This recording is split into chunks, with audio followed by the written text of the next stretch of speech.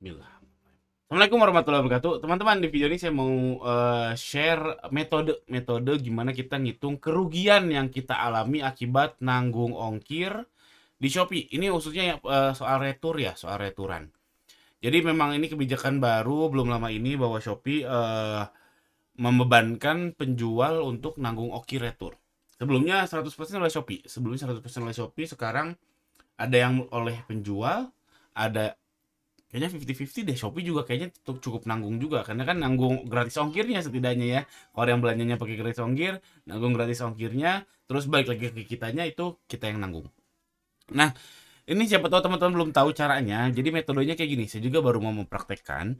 Jadi cari aja teman-teman. Ini kan ini salah satu contoh ya. Ini contoh pesanan saya yang saya penjualannya minus, alias saya nanggung ongkir. Ongkir kirim oleh Shopee, ongkir retur balik ke kita.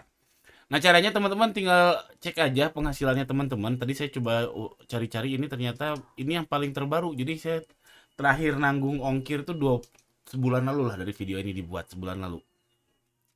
Nah, cek aja dari penghasilan Anda teman-teman, di penghasilan dari pesanan, terus cari aja yang minus-minusnya. Nah, ini sayangnya nih nggak bisa manual, bukan nggak bisa manual. Ini maksimal satu satu halaman tuh 50. Nah, teman-teman download aja 3 bulan terakhir kayak, atau sebulan terakhir, 3 bulan terakhir dalam bulan, dan atau seterusnya, yang terserah teman-teman. Nanti setelah di download, cek nanti filter yang minus tuh berapa. Yang minus tuh berapa? Yang minus gara-gara nanggung ongkir itu berapa? Nanti ketahuan semuanya. Totalnya berapa dan seterusnya. Tadi saya sudah ngitung yang punya saya itu mungkin karena kebijakan baru ya. Saya nggak nyampe 300.000, kurang dari 300.000 lah. Atau mungkin ada yang belum belum kepotong, mungkin ya, nggak tahu. Yang jelas nggak nyampe 300.000 dalam sebulan terakhir apa 3 bulan terakhir.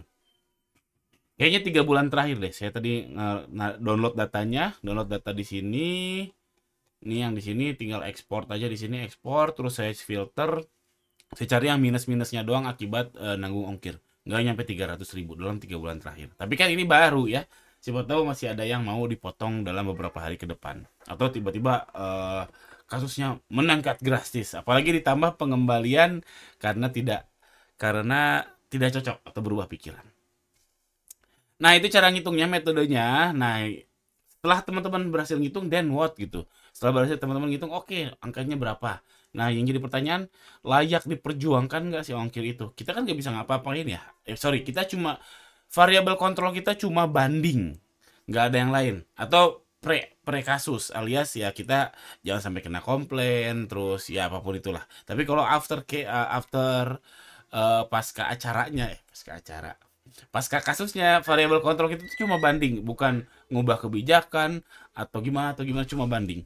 Nah, nanti kalau udah ketemu angkanya, teman-teman pikirin layak diperjuangkan nggak. Dari seluruh ongkir motong tersebut, kan tentu ada yang salah kita, ada yang salah bayar. Yang salah kita sebenarnya bisa aja sih kita minta banding, tapi ya nggak kurang etis, silahkan. Salah kita ya sudahlah, terima aja. Anggaplah ini dicoret. Kita nggak tahu ada berapa yang salah kita atau salah bayar. Ini coret, ya katakanlah 50-50, 50% udah dicoret. Lalu yang salah bayar ada yang datanya lengkap, ada yang datanya tidak lengkap, alias ada yang lengkap kita bisa banding, ada yang kita juga bingung ini paketnya yang mana, videonya apa, nggak, pokoknya nggak.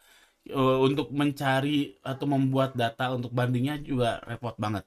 Nah, itu pun ada yang data lengkap, ada yang data tidak lengkap. Yang data tidak lengkap ya tentu nggak bisa, entah entah apalah, entah misalkan kita nggak fotoin paketnya atau dan lain sebagainya, wah repot. Nah, dari semua ini coba teman-teman, kalau udah direduksi oleh dua faktor ini, misalkan tadi katakanlah ongkir yang kepotong, sorry, saldo Anda yang kepotong gara-gara ongkir, katakanlah 10 juta misalkan. Oh, kalau 10 juta kayaknya layak ya, layak diperjuangkan. Kita layak ngurusin dalam tanda kutip, ngebandingin satu-satu, naik banding satu-satu. Kalau 10 juta kayaknya layak. Tapi kalau misalkan 50.000, kalau misalkan kayak saya tadi 300.000 dalam 3 bulan terakhir, saya juga mikir-mikir nempatin orang untuk rekonsiliasi satu-satu, nanggung ongkir. Mereka apa? Bandingin satu-satu, bukan ngebandingin apa? Naik banding satu-satu untuk yang nanggung ongkir. Saya juga mikir-mikir, karena ya yang mending kerjaan yang lain lah. Mandinya belum tentu diterima, terus ribet ngumpulin datanya dan sebagainya dan sebagainya dan sebagainya. Jadi itu silakan dicek aja, dan intinya adalah layak diperjuangkan nggak si ongkir tadi. Alhamdulillah, mudah-mudahan ada manfaatnya video ini. Jangan lupa subscribe. Assalamualaikum warahmatullahi wabarakatuh.